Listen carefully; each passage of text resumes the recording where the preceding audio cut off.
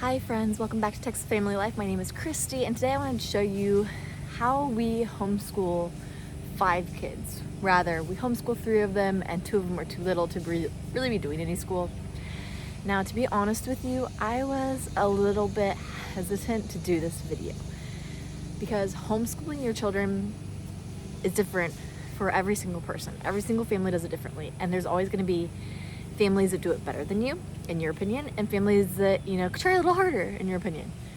I've yet to find families that need to try a little bit harder, but there are many families where I'm just astounded. I have a really good friend, and she does all the laminating, and then she does like Velcro so the kids can stick like the 10 Commandments, for example. And so she has this, and you stick the picture to the 10th commandment. You stick the picture to the commandment, and she's just like extremely organized. But for me, every single day is different for homeschool. We have a general gist of the way things go for us, but that's just the beauty of homeschool, is it doesn't have to look exactly the same every single day. And you are free to pick the time of day. You're free to pick the curriculum. You're free to pick, do you do all 5 days of school? Do you go during the summer? Do you go during Christmas? Like, it's all up to you. So that's why I was like, I'll share this with you, but take it with a grain of salt and take it as you will, because my way is going to be different from your way, I promise. And I hope that you look at our way and find something you like and use it. And I'm just going to show you what we do. So typically, my 3 girls share a bedroom, the older 3, and when one wakes up, they all wake up. So they're all up. The babies, Owen and Marisol, are almost 3 and just turned 1. So they share a bedroom, and they usually wake up a little bit later. So lately, my kids would wake up, and I'd have them come down, and I'll have them start some schoolwork, and I'll show y'all little clips here.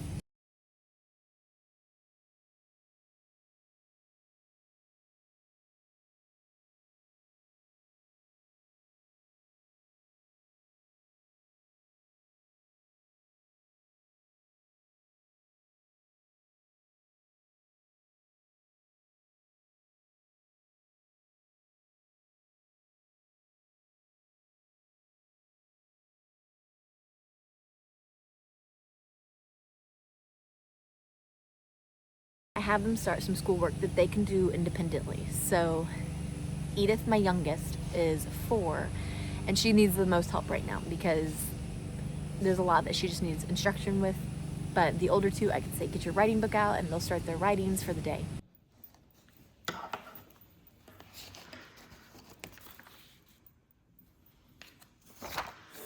It's right here. Let's see. Put a question mark at the end of the asking sentences, put a period at the end of the telling sentences. Can you read me the first sentence? Just had moved into a house down the street. Is that telling or is that a question? Telling. It is telling. So what are you putting at the end? What is that? A period. Very good. All right, do the rest.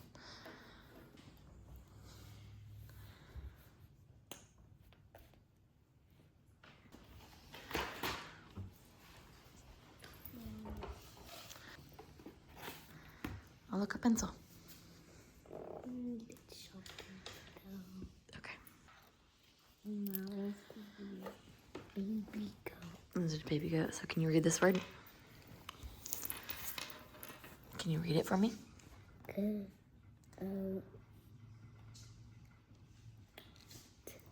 it fast. Goat. Goat. Very good. All right, so remember, you're gonna trace the G and then write it a couple times. But follow the lines. Look, it says 1. You go around first, and then that way. Let's see. 1. There you go.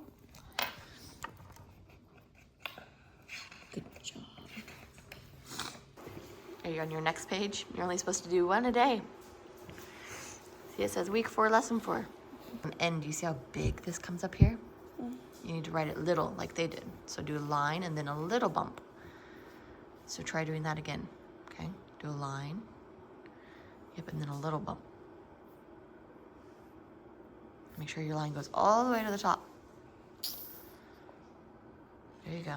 Okay, then do the I. The I was very good. What did you say? Here. H-I-T. No, you come up with it, baby.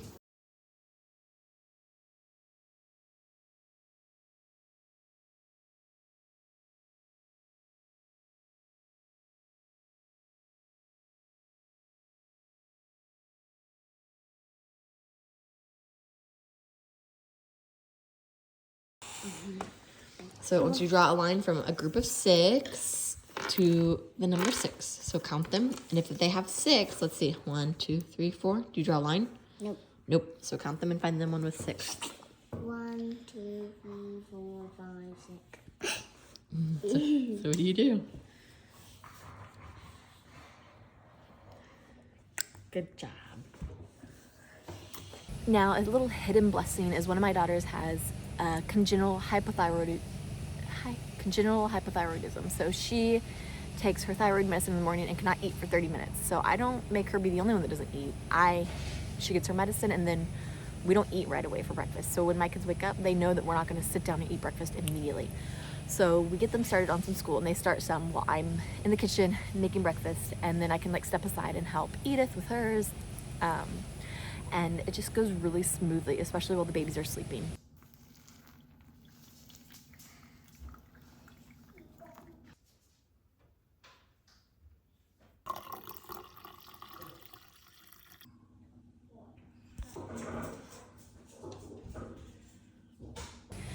If everyone wakes up pretty early, I have my child take her medicine, and then usually we get breakfast going pretty quickly. Oh, those are my stuff. That's your stuff? Yeah. Hello! Did you sleep so well? Mommy, Good morning! Mommy, do it in my little footsteps. Good morning, Owen. Say good morning. You gonna get out? You got it.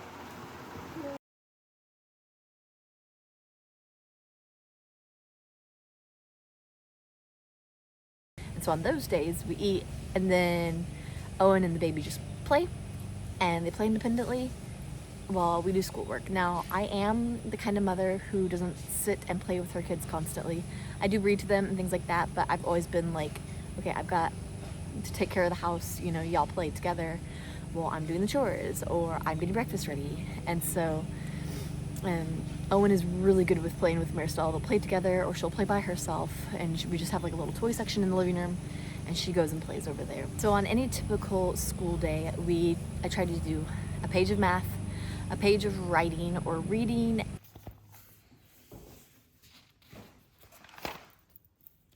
And get very messed up.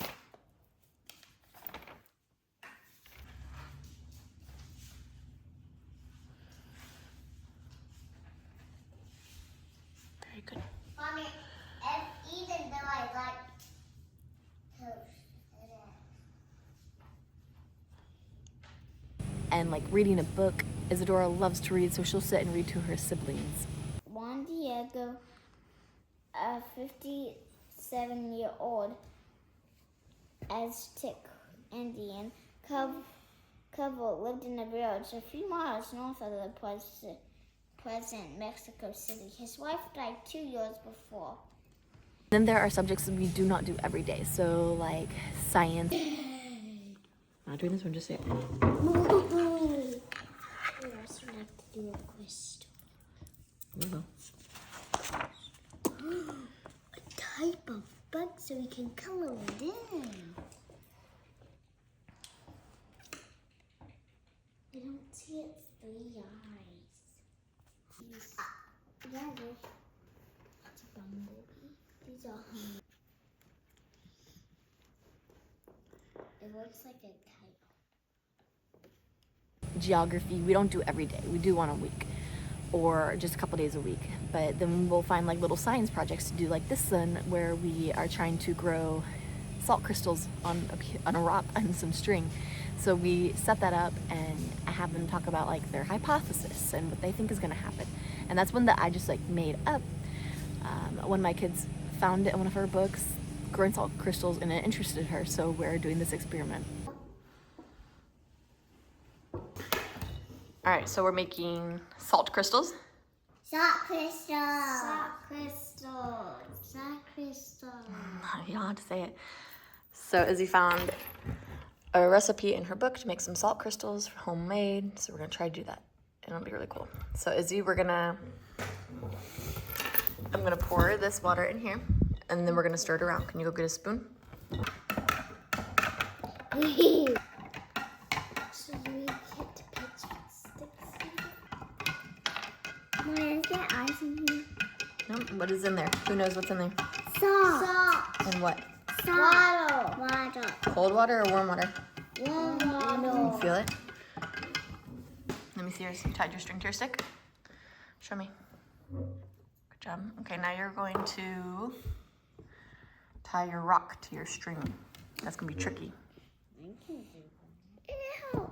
So we tied this string to the stick. There, Mama. Like this, Mama. There you go. And we're gonna put it in the water. And we're gonna let it be. Okay, so we're gonna move that side. Cool. All right. Be gentle. Okay, so what do y'all think is gonna happen? A crystal. A crystal. What does that mean? Mabel, what do you think is gonna happen? It's gonna turn. There's gonna be more rocks in there. Yeah, kind of. What do you think is gonna happen? It's gonna split into little pieces. Yeah, what do you think, Edie? Gonna turn into big pieces. Can you see if you hold it next to it, you'll see that it's touching the bottom. We don't want it to touch the bottom, so we're gonna twist it a couple times. One more time, put it in. Ooh, you go. Mama, mine has gold in it. Mine also has gold. And so really it's just like little by little, we work on it and we grow and I see what works for them and what doesn't, and we go through that. And that's once again, another beautiful thing about homeschooling is you don't have to be like 8 hours of school. We are in school 2 or 3 hours maybe. And sometimes I continue more in the afternoon if I have more things I wanted to teach them that I didn't get around to. And that's something that I've had to let go of, is hoping to get everything done like in the morning right away, because I also like to grocery shop in the morning when nobody's at the grocery store, you know, it's easiest for me. So it's hard to like set these things. And when we get together with our friends, we usually get together in the morning because then like nap times get interfered and things like that. So it's just what works for us. And I do go through the summer. Most of my friends take a summer break. I don't. We continue on. I'm not as strict during the summer, so it's kind of like if we do school today, okay, and if we don't, okay. But if I stop schooling altogether, I have to start back at square one. And I really just want to keep going and let them know that this is the rhythm that we do, and not every day we have to do school. I also try to only do 4 days a week. We don't do every single day. So we usually take off Wednesday typically. But if we are planning a play date with somebody, then we'll just plan it for whatever day and we won't do school that day, because typically we like to get out and meet our friends around 9:30 because it's still cool out here in Texas. Cool being a relative term. We're also Catholic, as you know, and so a lot of days there are feast days. So these are the days that a saint died. Say St. Anthony. A lot of y'all know who St. Anthony is. So he's a patron saint of like helping you find lost things. And I might print out a coloring sheet of St. Anthony and have them color him, and then we'll discuss it. Sometimes there are really cool meals that you can do with it. If you are interested in the feast days of these people, which is just so much fun, I highly recommend Kendra Tierney's book, and I'll show you a picture here. And it's Catholic All Year, and she gives you ideas of like how to celebrate feast days of the saints, and it's so much fun. Now it's obviously impossible to celebrate every single saint, so I go through each month and pick 1 or 2, but that's another way we implement school and like history and things like that. So we'll talk about, you know, what was going on back in the age of the saint when he died in like 291, like the Ascension of Jesus. Like we can find a little video that's kid friendly that you can watch, and I'll link that below, but I'll show you an example of this video on YouTube, a channel called, it's not a channel, but their videos are called My Time with Jesus, and so those are a lot of fun. My kids enjoy those. And they're just different things like why to go to confession, or what is intercessory prayer, things like that, that like are little things to help guide your little Christian babies towards heaven a little bit more. So we do that. We pray every day.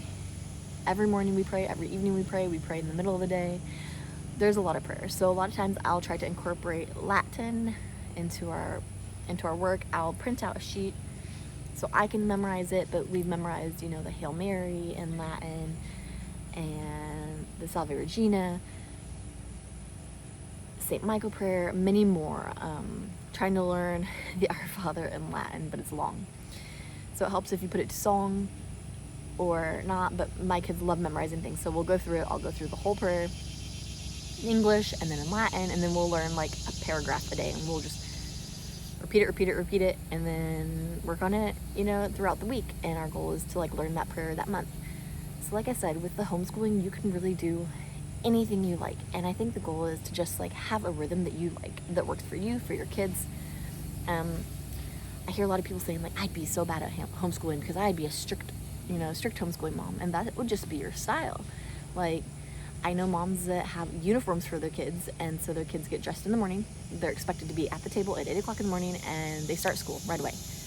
And I think that's a great idea for older kids, just having a schedule that they can expect to go by. So I try to do little things too, like giving stickers when they do a really good job at school. You also want to focus on what they did well in school and not as much on like what they didn't do well, which can be hard for me sometimes. But like, I'll look at all their words, and it's like every single word they wrote can be messy, but there's one that they wrote really well, and I'm like, oh, this one is so good. Look how well you did here. Like, look at your L, and look how well you wrote this. Now look at this L. Like, this one isn't quite as nice. You could have slowed down a little bit, but I really like the way you wrote this. So like, tomorrow let's work on writing it really nice. And it's just like a lot of encouragement. Which one do you want?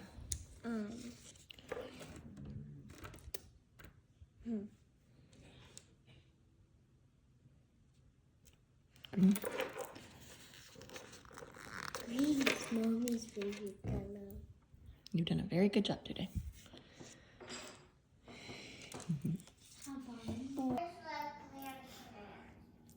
Your writing's very nice. Look how pretty. You did a good job. You're supposed to write it 2 times.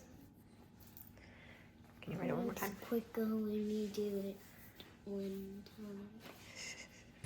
But like I said, your style is going to be your style, and you can't really compare yourself to everybody else, because then you start questioning yourself, you start doubting yourself. And I promise you will be your kid's best teacher. Like, there's nobody that's going to teach your child better than you, because you know your child, you love your child, and you know what your child is capable of. You're going to help them meet their needs because you care, because it's your child. And if you're trying to decide between homeschool or public school, just remember, like, you get to raise your child. You get to teach them everything you want them to know. And I know a lot of people frown upon, like, your kid's living in a bubble, but it is our job to protect our children. And my children aren't going to be in a bubble forever. Maybe they'll go to college. I don't know. Like, I don't know what their vocation's going to be, but they're going to deal with the real world sooner than I would probably want them to. And so, it's just, I love homeschool. I love the ability, the flexibility. I love everything about it. And at the same time, homeschool is not always enjoyable. I am not the first person to say it. I hated school growing up. Every single year, I hated school. And so it took me a while to, like, not dread waking up and doing school with the kids. But now I really enjoy it. Like, the first few years, it was like, oh, I have to wake up and teach them. And it was things like ABC. So I just wanted to encourage you to know that it's not always going to be easy, and there are going to be hard days, and you just got to push forward. Like anything else in life, you've got to push forward, and you cannot give up. And if it helps you in the back of your mind, you can know that you can always send them to public school. It is always an option. But also, don't let that be like a crutch to you. Challenge yourself. Do what's best for your family. Do what's best for your kids. Do what's best for you. It's wonderful. So I use Catholic Heritage curriculum, and I love it. You do not have to pay to be part of the program. You're just paying for the books. And so you can go there and read all the testimonies of all these people who have gone all the way through the program. Their kids have gone to college. Their kids have gotten scholarships, things like that. And Catholic Heritage curriculum is one that goes a little bit easier on your kids. You're not doing school for many hours a day. It's like 2 or 3 hours and you're done. And, my kids know so much just through this. And I do supplement with some other things here and there, which they don't recommend, honestly. You're supposed to stick with their program, which, I don't know, makes sense. But I like to add in little things like the science experiment that we just did. Like, we didn't get it from them. So it is just kind of what you choose to do and how you choose to do it. And it's going to be your own thing. Make it your own thing. And take joy and like be joyful about what you're choosing to do for your children. And do your best. And ask questions from other people who are homeschoolers. Find some moms who have homeschooled for many years. And, you know, take a little note from them. But also know that, like I said, you're going to do it your own way. And there's no perfect way to do it. If you need a syllabus to tell you what to do every day, Catholic Heritage Curriculum has it, and I know a lot of programs do. Some programs have you test your kids at the end of every year, and also each state is different. So in Texas, my kid does not have to test to prove that they learned their first grade things to go on to second grade. Like, I'm not being tested myself as a mother, so I know that there are many states here in America that like you have to test at the end of every grade, and you have to like file with the state every year saying that, you know, you're homeschooling your kid, where we don't have to do that here. And I'm very grateful. So I think that would be a little bit more challenging, a little bit more it's scary. Like it's almost like a scary tactic, like, oh, you think you're good enough to homeschool your children, let's see if you are. And once again, like I said, I was hesitant to make this video because I know that my way is not going to be necessarily your way, and I just want you to know that you just have to have confidence in yourself, and your spouse has to be on the same page with you, because that's going to make it harder too. So work on building that bond with your children, with your husband, and figure out what is best for you. Anyways, I hope this video really encouraged you, and I hope that if you have any questions about homeschooling that you do, ask me, and I'll be happy to answer if I have an answer. Just look for resources. There are endless resources now. Like, ever since the thing happened, many people are homeschooling their children, and so the resources, there's a program for everybody. You can find the one that fits you, and if you find one that doesn't fit you and you don't feel comfortable with that program, move on, find something else. And I think it takes a little bit. People like to mix and match programs, and that's okay if that's what you want to do. So you can just figure it out. So pretty much this video is telling you to like make it your own and be encouraged, and know that there are going to be hard days, and there are going to be days that you don't want to do it and your kids don't want to do it, and you want to tell them, okay, well, you're going to go to public school then if you're not going to pay attention. But in the end, it's gonna be so worth it. I don't think that you will get to the end and be like, I wish I had sent you to public school. You know, you don't hear that. So I hope you like this video, and I can't wait to see y'all again soon. Have a blessed rest of your week. Bye, guys. Are you done with group schoolwork? For now? Yeah.